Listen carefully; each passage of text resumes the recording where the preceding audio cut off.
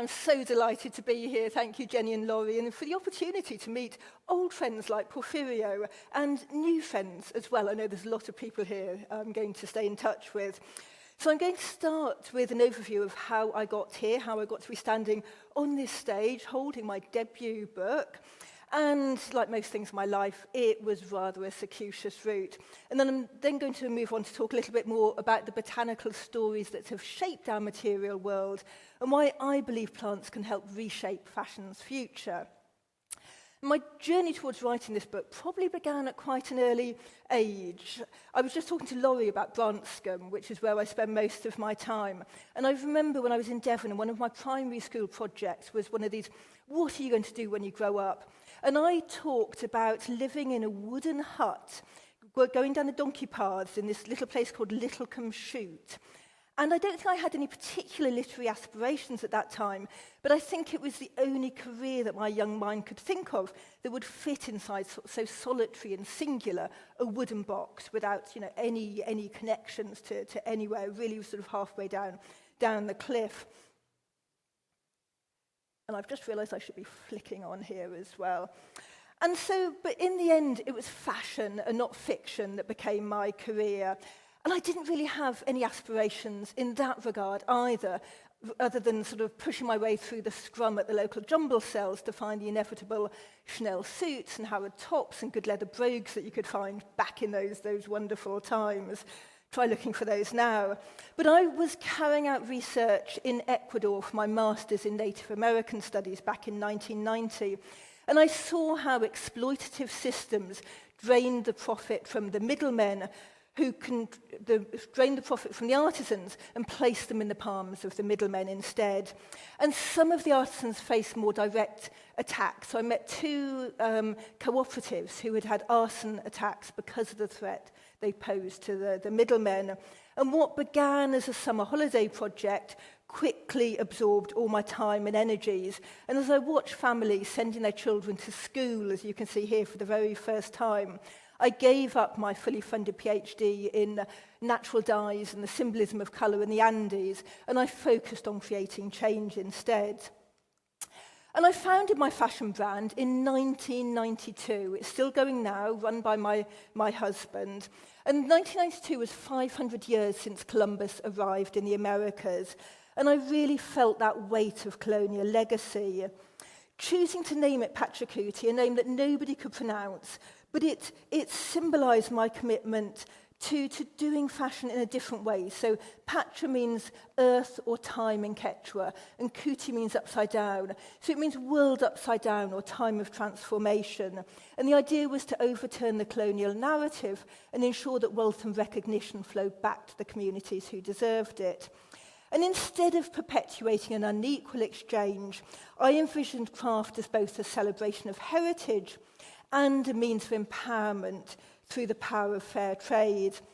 And it wasn't long before I stopped designing knitwear collections, and the Panama hat became my symbol of that sort of metaphor for change, a way to embed social justice into an item of high craft. And at the heart of Pachacuti was a reimagining of supply chains, not as extractive, but as relationships of trust and respect. And the brand became a trailblazer for transparency long before that became a buzzword. So we became the first company in the world to be fair trade certified back in 2009. But actually more important, and one of the projects that nobody really knows much about, was our participation in a 3-year European Union traceability project where we traced our Panama hats back to the communities who wove them, to the production facilities, and to the GPS coordinates of where the Caludovica palmata was harvested on community-owned biodiverse plantations in Ecuador. And if any of you have read or listened to Robert Macfarlane's Is a River Alive, you may know that these cloud forests are among the most biodiverse habitats on Earth. So they cover around 0.5% of the world's surface, but they contain around 15% of known species. And those of the northern Andes, where our Caludovica palmata comes from, are the most biodiverse on Earth. And I discovered that this was a truly incredible plant. Once it's established, which takes 3 or 4 years, it can be cropped once a month for 100 years. So when it comes to sustainable fibres, it sets a really high benchmark. And as part of our research, we found that one Panama hat uses the equivalent of 13 days drinking water in the production process. A cotton hat, any guesses? 825 days drinking water. And this is really significant, so having that knowledge impacted the decisions we made. And our work revealed the importance of giving visibility to producers, processes and raw materials. So when I saw the images, the tragic images of the Rana Plaza factory collapse in Bangladesh, and I saw activists searching through the rubble, trying to find the labels to prove which brands were producing there, I immediately knew it was that lack of transparency and responsibility that was costing lives. And what began as an idea in my bathtub a few days later quickly grew into the world's largest fashion activism movement. So I soon passed Pachacuti over to my husband to run and focused on driving change in the fashion industry, first through our hashtag, Who Made My Clothes, looking at the social issues, human rights, and later moving on to what's in my clothes, to environmental issues. And yet fashion's impact goes far beyond what we can see. To really understand its environmental footprint, I needed to look beyond land to the ocean. So I joined a 2,000-mile sailing voyage from the Galapagos to Easter Island, one of the world's remotest inhabited islands, to research plastic pollution. And my mission was to uncover where those fibres, where our clothes end up on their invisible stories beyond our wardrobes. And we spent hours every day dropping the manta trawl and the Niskin bottle and analysing the results. And every trawl brought up an increasing amount of plastic, small but significant remnants of the trail of plastic waste that is left in the wake of uncontrolled growth. And as our knowledge of the harmful impacts of synthetic textiles grows, natural fibres are widely being promoted as biodegradable alternatives to synthetics. And yes, they can provide solutions, as my book reveals, but their impact has mostly been neglected in scientific studies up to now. Natural fibres often pass through chemical processes. We use around 15,000 different chemicals for treatment on our textiles. And some of these processes, like the process to change trees, to change wood pulp into viscose, actually change the chemical structure from cellulose 1 to cellulose 2, meaning that there's nothing in nature that knows how to break those substances that were originally natural, how to break them down. So 2 years later, I returned to the water, and this time it was to Rudyard Lake, which is just a stone's throw from my front gate. And we wanted to explore how historic textile production affects water ecosystems today. And sediment at the bottom of the lake acts a bit like a time machine. It reveals the differences in fibres and pollutants over the years. And as we analysed that fine lake silt, all of my certainties dissolved. Our analysis found that cotton was the most common fibre type. You can see it in the purple here. It was present throughout the core, very little in the way of synthetics. And then there was wool, which you can see in the green, particularly in the older layers. Some of those fibres have been sitting in our lake for 140 years. So with this new knowledge, I started imagining solutions. What would our clothes look like if they regenerated, if they restored ecosystems instead of depleting them? So this knowledge, first of all, led me to the RHS Chelsea Flower Show, where I worked in 2022 with garden designer Lottie de la Main and natural dyer Kate Turnbull. We had a wonderful time natural dyeing the textiles for this garden, and it only featured plants that can be used to make and dye our clothes. And as I started to talk to the many visitors who came to the gardens, I realised that fashion's problems weren't just about supply chains or factories. or really even about fashion's impact. They were about something far deeper. They were about our relationship with the earth itself. By the time I worked on that garden, I'd spent almost a decade leading fashion revolution. This was a monumental task that reflected the challenges facing the industry. And work really eroded me, a bit like a fault line in the bedrock. And I tumbled down, uncertain of my next steps, knowing only that I needed to find balance. And it was the very morning of my final speaking engagement with Fashion Revolution, and I was sitting in a hotel room in Athens, ready to speak at the Economist Sustainability Summit, and an email arrived. And I sat in the hotel room. I read this email, and it was a vacancy, completely unexpected, not for a new job, but for a caravan nestled in Branscombe's Undercliff. This is halfway between the cliff and the sea. That's the view from my garden on the other side. And so 50 years after that primary school vision, I found myself back in the village where my father was born. And I knew that I could also learn from this place because it too had a fault line that filled with water, trickling and abrading, until one night, 250 years ago, a 10-acre section of cliff fell away overnight, and that was where my caravan sat. And as I started to learn the names of the wildflowers and gathered dye plants like the weld that you can see here that grows all around the Undercliff, I grew new relationships, both with the world around me and with myself. And I started to wonder whether our journey towards greater wellness, both for us and for our planet, might be woven into the textiles that surround us. If plants had shaped fashion's past, might they also hold the key to its future?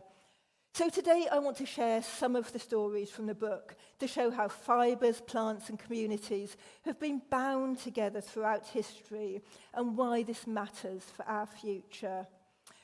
So just imagine for a moment that you are living during the Ice Age, a time when the Earth's climate was in constant flux. Temperatures could swing from biting cold to glacial in a matter of decades. In this unforgiving environment, Neanderthals, our close evolutionary cousins, were engaged in a constant struggle for survival.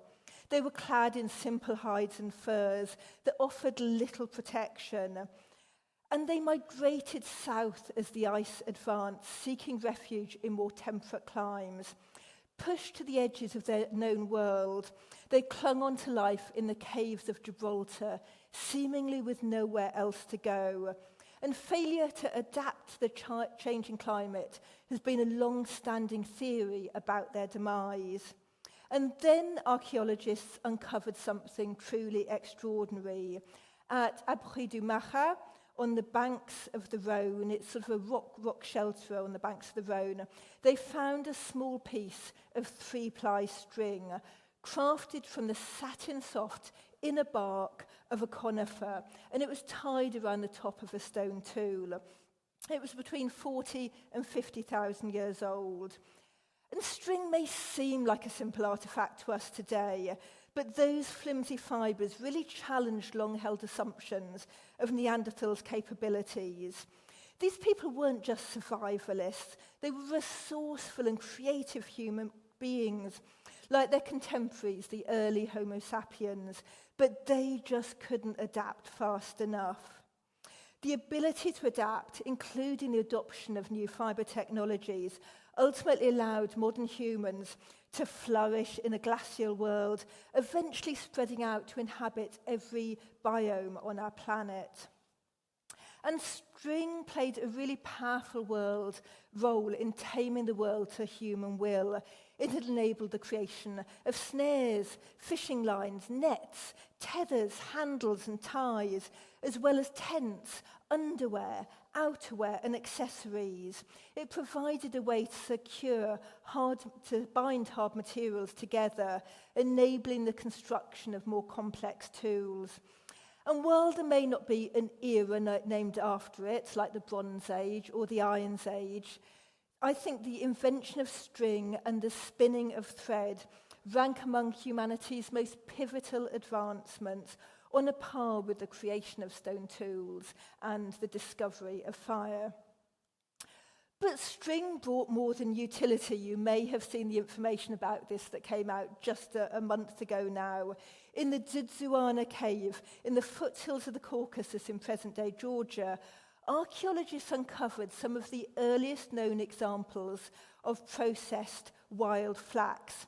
And that flax had been dyed in multiple colorways. It was black, turquoise, pink, and blue. And this suggested both an aesthetic appreciation and a cultural expression. So, as I said, earlier this month, the news arrived of the discovery of indigotine in that cave, derived from the woad plant. And this puts the earliest known use of indigo at over 30,000 years ago. Earlier, until then, it had been thought that the earliest examples were in the Huaca Prieta cave in Peru, which I also talk about in the book. And the report that came out says that this shows that plants played a far more diversified role in early human life than was previously assumed. Yet progress often carries unseen costs. Çatalhöyük in Turkey was a thriving city some 9,000 years ago, and its tightly packed dwellings fostered a bustling community with rich cultural practices. And textile technologies were integral to this early urban settlement, as evidenced by the production of some of the first plain weave textiles along with the site of Jarmo in modern-day Iraq. And art and textiles became something of an obsession for that city.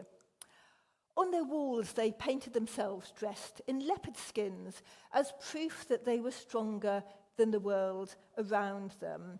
But most of the time, they didn't dress in leopard skins because there weren't 9,000 leopards to go around. So I'm just going to read you one little section of my book now. And they dressed in something that was equally majestic and far more accessible, the oak.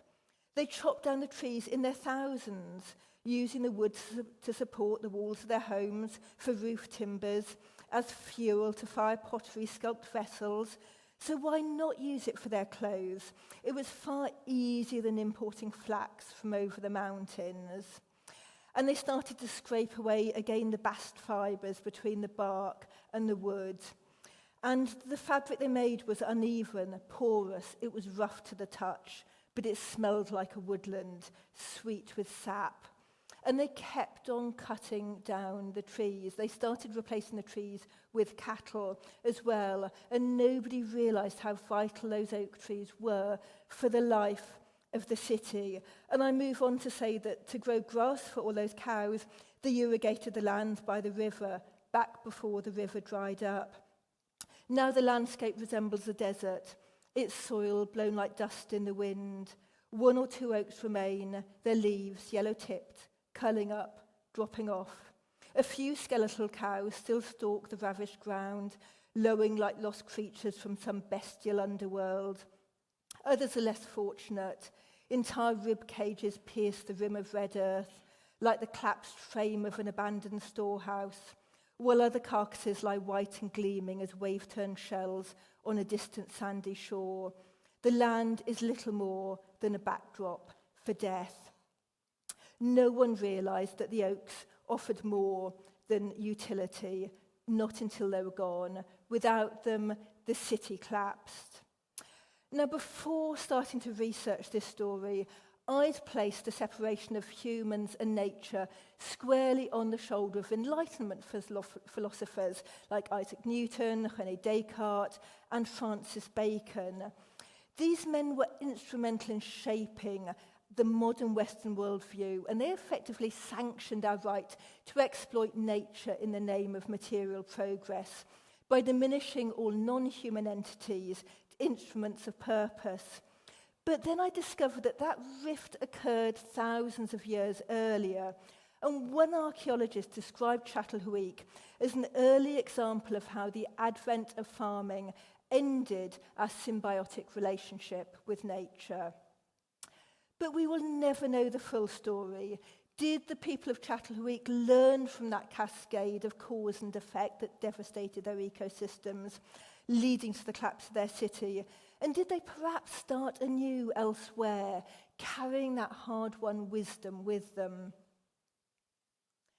The nature of fashion traces the stories of both plant materials and dyes. And as I began researching colour, I encountered a world of contradiction and depth.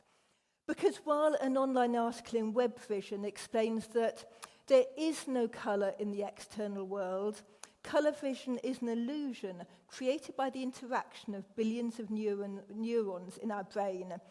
I believe that in seeing colour, we do more than observe a spectrum of light. We engage with the currents of the universe that shape our existence. So if you take the extremes of the spectrum, black is the colour of complexity, of light swallowed whole. With its dense concentration of pigments, black absorbs everything and reveals nothing. White is the polar opposite, light unfiltered by pigment. Some call it the colour of simplicity, while others argue it isn't a colour at all, but the absence of absorption, a reflection of light's full spectrum scattered by air. In the end, like so many things, it all comes down to the way that you see. At this stage, I was going to read one of my favourite stories in the book about the making of echigo cloth in Japan in 1192. But if you want that story, you're going to have to buy the book and read it in there, because I decided after going to some of the exhibitions, particularly the exhibition that showed the incredible textile innovations from this region that were used for climbing mountains, for Amelia Earhart, for some of the earliest innovations around flight, I was going to read a different and more personal story, which I will get to later. But whether it's white or black, whatever colour our clothing it is, it often hides a darker side. In 1500, the Portuguese navigator Pedro Álvares Cabral set sail for India, and drifting west a little too far, he spotted an island, or what he thought was an island. It soon became clear that the place he named the Island of True Cross was an entire continent unknown to Europeans. And the early venturers returned to Lisbon with a cargo of wood. They tell the king that this is what they will trade. The locals call it Ibiratanga, red tree, and from it comes a dye that flames like hot coals on a fire. It's the very same species, they say, that we call sappanwood. Some call it pau-brasil, and we pay scandalous prices for it from the east. And all over Europe, there's few emblems of affluence that are more vocal than the chromatic intensity of crimson. And the trees grow with such abundance that the merchants dub the place Terra do Brasil, the land of Brazilwood, and the name sticks. And you get where I'm going with this. In just 50 years, thousands of these giants of the Atlantic seaboard were reduced to stumps. Cabral's unintended detour had devastating consequences. It marked the start of centuries of colonization, exploitation, and the erasure of entire civilizations in the name of expansion and profit. But there's also another story that I wanted to draw from this, another lesson I wanted to draw from this story, not just about conquest, but about how we respond to the unexpected. Because history shows that we very rarely get it right the first time, as the story of Chatelherault demonstrates. And it's precisely in these moments of misdirection and uncertainty that new opportunities can emerge if we approach the unknown with openness to creatively rethink our course and to reimagine what is possible.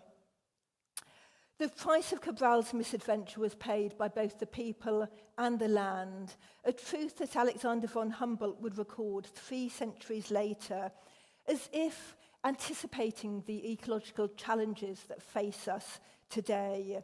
It's March of 1800, and Humboldt is standing on the shores of Lake Valencia. It's Venezuela's largest freshwater lake. The rainy season has already started, but still the lake's levels remain low. And they are all inextricably entwined, he explains. The cutting down of the forests, the drying up of the waterways, and then the devastating floods when it does rain, the cultivation of cash crops, especially indigo, which impoverishes the soil more than any other. Humboldt observed how the world's desire for colourful clothing brought poverty and dependence to the local population, and how it exhausted the land. It didn't need to be this way. Indigenous communities knew that indigo was a legume and it can be grown within a cycle of crop rotation, something like the milpa of Mexico. The similar systems in Peru, it can be grown with other crops. But history isn't just about what we read in history books. I love reading the stories of Humboldt. I'm reading his diaries again at the moment because it can teach us so much. But history is also about the stories we live. So I wanted to tell you the story of my third great-grandfather. And I'm going to put my glasses on for this one because the text is a little bit small, and hopefully you will see how this links in with the exhibit which many of us went to see a couple of days ago. So one man who looked at the horizon and saw the future was my third great-grandfather, Charles Claude Hamilton. Born from the unlikely union of Madeleine Colette, an orphan French Catholic lace maker, and John Hamilton O'Hara, Protestant squire of Cribbilly Castle and vast Irish estates, Charles Claude's life was shaped by opposing forces from the start. After his father's death, the legal battle over their inheritance became a cause célèbre, with Daniel O'Connell, future liberator of Ireland, representing Madeleine and her sons, pitted against a powerful establishment intent on suppressing Catholic emancipation. All it needed was a few bribed witnesses to sway the fully Protestant jury.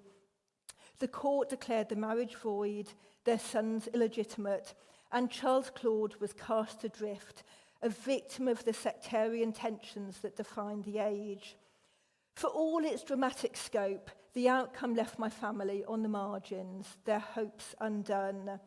Yet while the authorities tried to tether his lofty ambitions to the earth, my third great-grandfather found a way to rise above, escaping the world of shadows and allowing his imagination to soar. Charles Claude envisioned a future where limitations could be overcome, not by money or privilege, not by holding the keys to the castle, but through the power of creation and the sheer will to dream. So settle back in your seats for 5 minutes, and I'm going to read you the story. It is an incontrovertible fact, Charles Claude Hamilton writes from his London home, that the 19th century is already, before half its current era has elapsed, as brilliant and important discoveries of science as any of the most famous periods, either of antiquity or modern times. His graphite pencil moves swiftly across the page, although his hand hesitates now and again, suspended in uncertainty, as if measuring the weight of what he wants to convey. The glow from the coals casts a shadow across the parchment, but his words are illuminated by more than the fire. They are outpourings of a radiant dream. Charles Claude has, by this time, already picked up the cube of Indian rubber on his desk and erased the lines once, admitting to himself the absurdity of his proposal, hearing the cries of ridicule. After all he has been through, he is fearful of deep-rooted prejudices that give rise to disbelief. Who will listen to a man who once stood at the centre of a national scandal, his claim to noble birth dismissed, his hopes in tatters? Since being turfed out of his ancestral home, he can barely make ends meet without the Royal Literary Society's support, and there's always another child on the way. And yet this same man who has felt the barbs of bribed witnesses, heard the sneers of biased juries, cannot quell the urge to write it all out again. He will not be bound by the smallness of other people's imaginations. New things, by permission of God, for good purposes, he continues. This is the true nature of invention. The innovations of tomorrow are no idle curiosities, but acts of bravery for the betterment of all humanity. The possibility of flight, that most ancient of dreams, has long eluded the contrivances of great men. Charles Claude understands only too well the failure of Icarus, but to his mind the sole impediment to the art of flying has been in acquiring the proper materials. With the recent arrival of a wondrous new substance, this castle in the air may have found its building materials upon earth. Born of the steaming rainforest of Brazil, Indian rubber, he believes, will change the way we see the world. Across the seas and the forests of South and Central America, indigenous peoples have tapped latex from trees for millennia, combining with juices from morning glory vine to make the material less brittle. Yes, they used it to keep themselves dry, but mostly they employed it for another high-flown purpose, to make rubber balls for their favourite game. Then just this year, the captain of a windjammer sailed from Brazil into Boston Harbour with a pair of waterproof rubber boots. When the cargo was brought ashore, an order for 500 pairs swiftly followed. Now waterproof fabrics are being made in New England's textile houses. Even in England, Mr. Macintosh has started selling his patented rubberized coat, and Mr. Nadir has woven rubber threads into cloth, stating his intention to make clothes and accessories. It is this same Indian rubber, or caoutchouc, that will clad Charles Claude's vision, the missing ingredient to allow humans to take flight. He sees it clearly, this artificial plumage. Once assembled and fixed to vestments, it will be light and warm as the clothing of birds. Dressed in wings powered by nature, we can transcend our limitations, no longer earthbound like a half-fledged chick, constrained to wait for maturity. With rubber from Brazil, he writes with a flourish, man can imitate nature. You might be forgiving this is a writer's idle fantasy. So Charles Claude outlines with precision, the precision of an engineer, the mechanics of his wings. The rubber armbands to provide stability, the sockets for each feather in rotation along the tubes, a belt around the waist to secure the apparatus, and a breastplate crafted of the same material, filled with rarefied air to cushion the flyer against bruises. Nor is this only in his head, for he has roped in his brother to help with the engineering.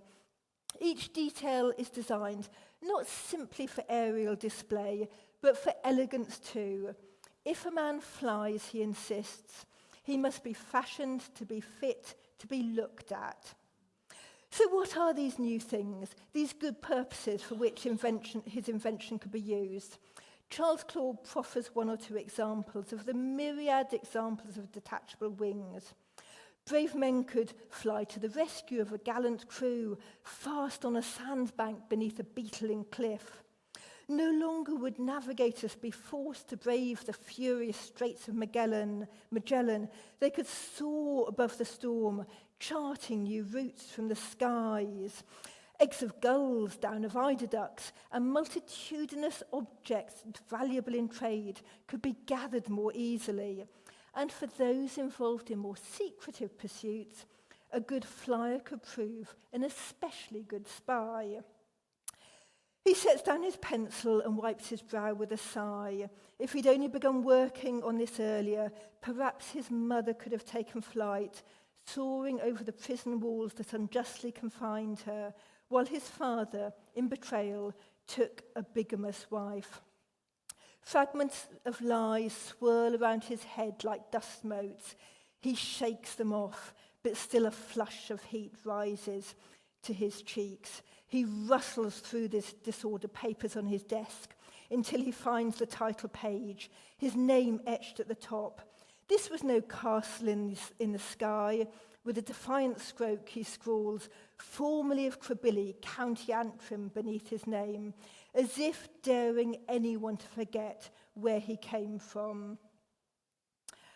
He lets his thoughts settle before he starts writing again, dismissing the quiet ache of a life that could have been.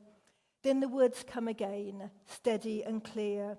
"Give me time and the materials, and my wings will own the power of flight." And what then? We will no longer look enviously at the birds, dreaming of heights we cannot reach.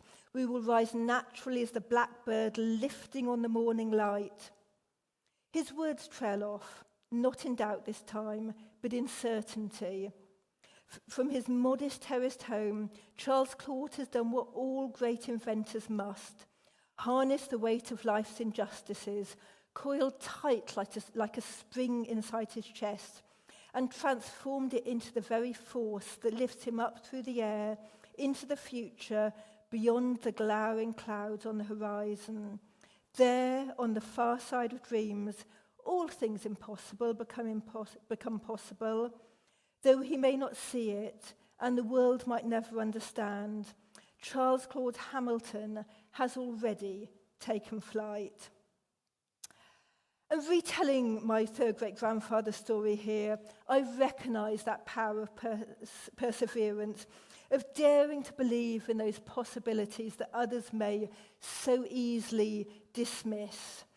And although our family's lost castle was an often told tale throughout my childhood, I think that the true riches left to me surpass any grand estate, a reminder that intangible gifts that lift the spirit and encourage us to dream are the most precious inheritance of all.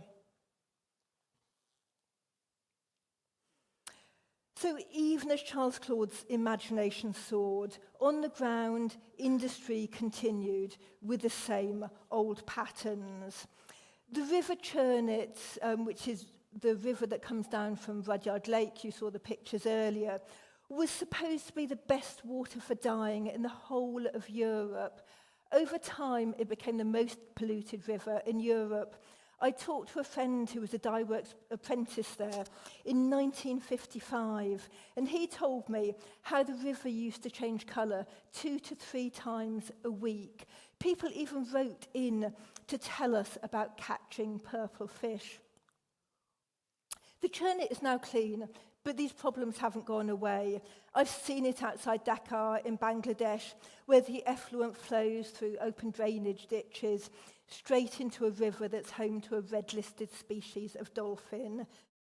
If fashion can poison the rivers like this, can it also be reimagined to protect them, moving beyond simply reducing pollution to help to restore wetlands and sustain the river systems that help keep our waterways alive?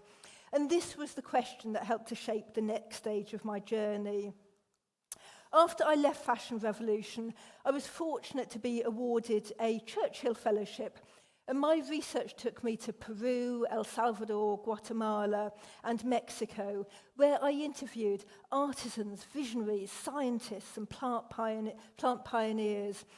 The final chapter of my book, for the present day, is actually a really short one, but if you want to find out more about my research, you can download this for free from the Churchill Fellowship website. And one of the story threads running through my book follows agave, in particular the henequen species. In Mexico's Yucatan, the Maya have cultivated henequen for millennia.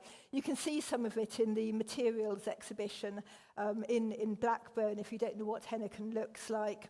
It was once called green gold, and it used to cover around 70% of the land in the Yucatan in the early 20th century. It was used for rope, for cordage, for sacking, for twine. And then the industry collapsed with the arrival of synthetic fibres. Today, artists like Angela Daman are helping Maya women to rediscover the fibre's potential. Through her Maya Youth artisan initiative. She's teaching the women, she's asking them questions like, how can you start to think like artists? They're transforming Henneken into design pieces that speak both to their heritage and to their future. And alongside this revival, I met scientists from the Yucatan Scientific Research Center, and they are trying to reinvent the plant itself through using traditional selection methods and micropropagation. They've doubled the yields and they've shortened the harvesting times while improving genetic diversity. Cotton is the most widely used natural fibre. It's also one of the world's most pesticide-intensive crops, but certain strains like the coloured cotton need little or no chemical inputs. This is a marvellous woman called Yolanda Contreras. I knew that I had to go and visit her.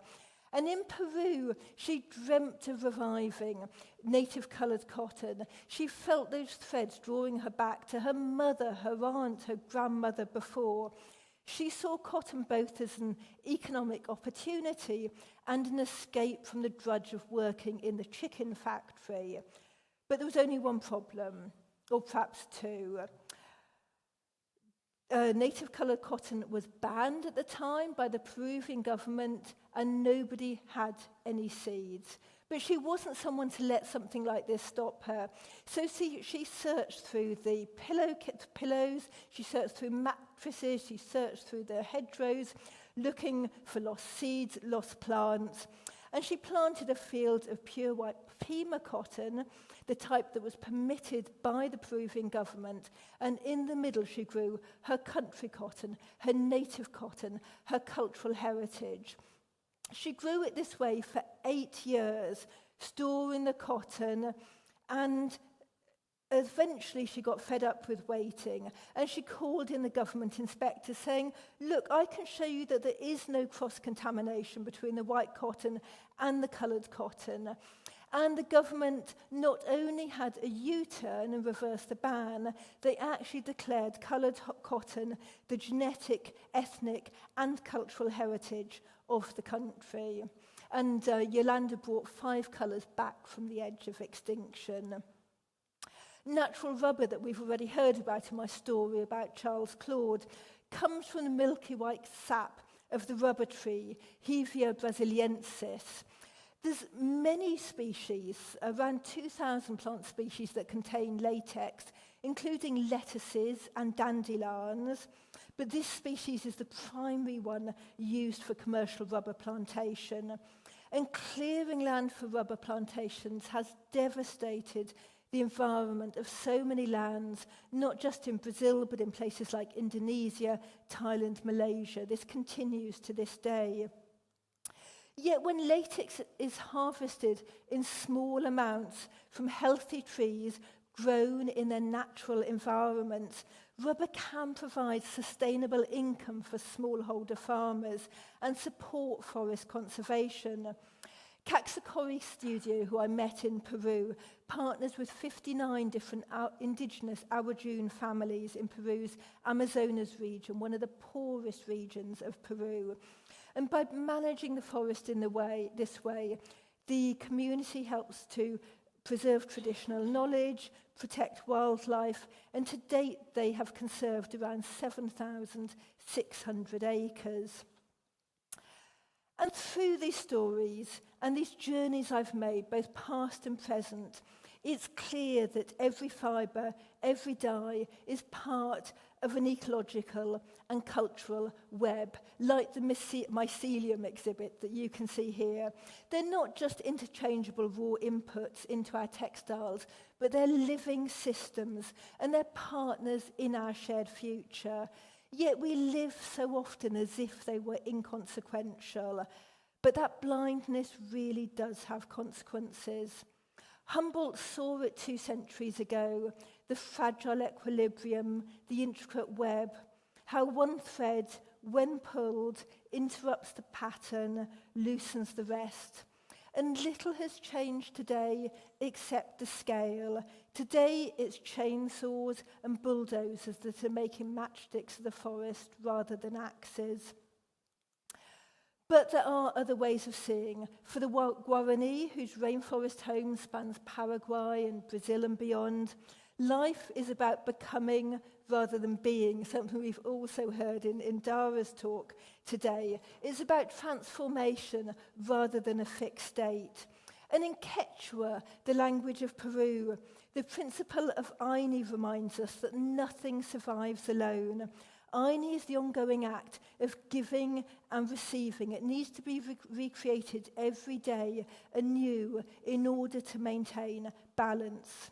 And when I studied Quechua, I also learned that there was no word for possession in that language. You can be with something or without it, but you can't own it. So this shows that different perspectives, different ways of seeing and being are possible. And this all brings me back to Branscombe, where this story started. And I was at St Winifred's Church this time last year for the Harvest Festival. And when Father Stephen climbed the steps to the high altar, he started with a simple line: the essence of life is gift. The essence of life is gift. And those words lodged in my head as a way of seeing, a way of thinking, where nothing is owned and everything is part of a cycle of giving and returning. Perhaps this is where a different future begins. So I'm just going to close with a few words, a very short few words from my book. Just find the page. Possession is an enticing word, a powerful word, one that can easily lead us astray. As we move forward towards a more collective future, I believe we need to rediscover a whole lost ecology of thought, a place where words like possess struggle to find their place and lessen expressions of shared joy and wonder.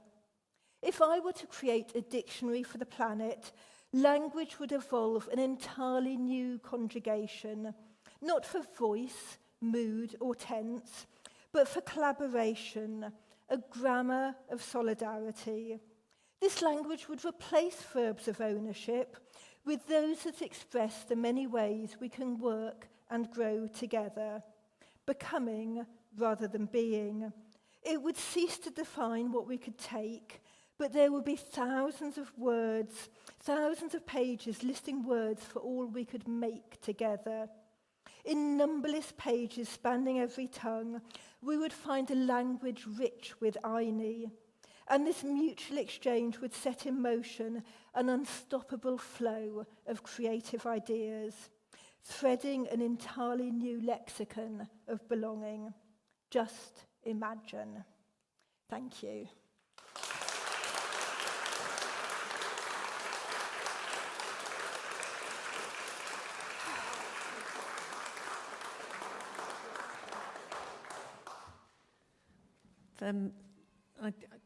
Are there any questions? I thought we could have just a short chat. Any questions? No? All right.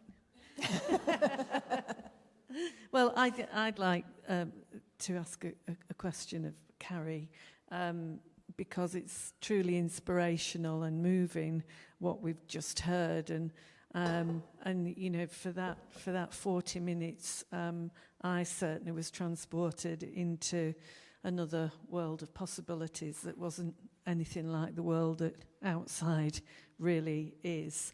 I'm not sure whether, I think you know about our homegrown, homespun project, which is us here. So we've, for the past, I think 5 years ago, we started growing a field of flax in Blackburn, and two of our volunteers are here who really made it happen. If you want to stand up and take a bow, Stephen thing, yeah.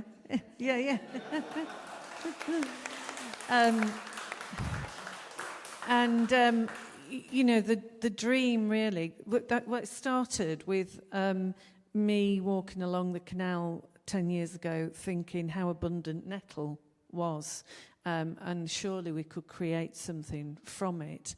And I had a chat with Patrick Grant, who's now the patron of BTB, and he said, no, don't do it. It's just such a difficult fibre to work with. Why don't you try flax? It grows so easily in this country, and obviously, historically, that's what people used a lot, along with fleece. Anyway, so we gave it a go, and we had a very unpromising bit of land in Blackburn gifted to us from the council on a lease, and we made a very brave effort. We cleared it from being basically a really no-go area, and grew the flax very successfully in that first summer, because it's only a 100-day season, which is fantastic. We've got 3 very successful harvests, but we've only managed to create 1 item of clothing, which you may have seen in the materials library, which we're incredibly proud of. And, my dream was we have a spinning and weaving school in Blackburn Market, what we did last year every Saturday, for people to just come along and learn to hand spin and weave. And my thought was, well, if we get as many people, a few hundred people in Blackburn being able to do that, then we can start a cottage industry as it used to be. And Patrick always uses the example of the Isle of Harris, where they make Harris tweed. Everyone in the community, from 5-year-olds to 100-year-olds, play some part in the process. And I thought, well, why not Blackburn? But it's very difficult. It's a very slow process. So I think that's a very, very long run-up to me asking you the question, do you truly think it's possible to scale up cottage industries in that way? I think, I can probably, I've got one, yes. I think it has to be part of a wider picture. I think in my book I'm not sort of saying that these are all solutions. I think they are part of the solution, but we also have to grow, food on land. So, I'm not blind about the potential of natural dyes. It's only going to be one part of the solution. We also need to look for other ways to affix those dyes and colour on the cloth. I certainly think flax. There's huge opportunities.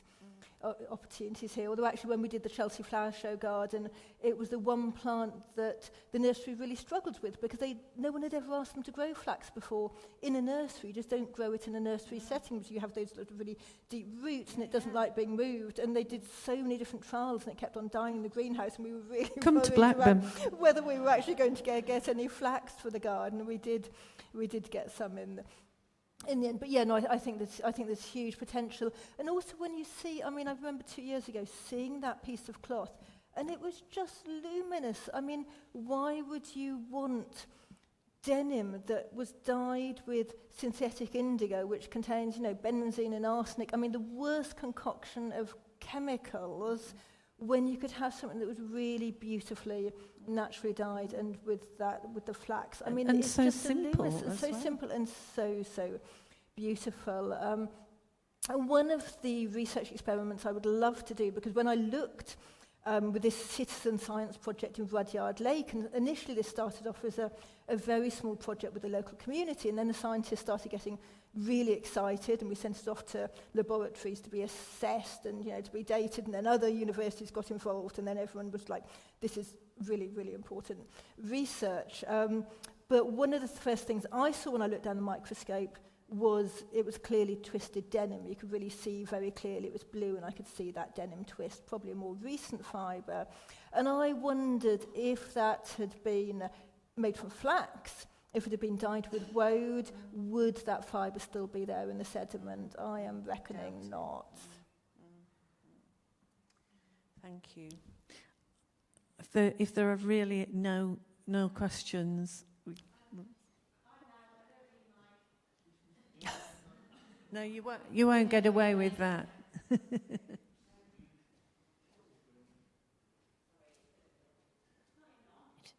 Is it? Oh, you can hear me. I want to know what your next book is going to be about, Carrie. My idea for my next book is about the relationship between textiles and water. I think because I love water, I love sailing. It's a really good excuse for another really long sailing trip somewhere, because there's nothing like leaving the land behind and knowing you're not going to see land for a month. I mean, I just love that feeling. But I've also got the huge privilege of being invited to go and see the Coggy in the Sierra Nevada. And if anyone's ever seen the seminal BBC documentary, The Heart of the World, or if you haven't seen it, then do seek it out, The Heart of the World and a Luna, which was the Coggy sending their message out through the BBC about how younger brother us is destroying the world. And they've somehow heard about my work, and they somehow think I'm going to help them bring coloured cotton back to their community. And this is a place where outsiders aren't normally welcome, but they have asked me to come to their community. And the reason that their colours are disappearing, the reason their cotton is disappearing, is because of water. And they know that what happens on the coast impacts them up at the top of the mountains. They understand all of that cycle. So it's a part of you know, I want to go there and to help, really to, you know, help them share their knowledge. This isn't about me coming in with my knowledge. This is about helping them and helping, you know, to provide a voice for the people in that community. Also really, really interested in the purple dye in Mexico. I love going to Oaxaca, such great food. So in a way, it's an excuse to go back there as well. But something to do with textiles and water. So that's what's forming in my head in a very fluid way. Thank you. Well, can I say one more round of applause for Carrie? Thank you.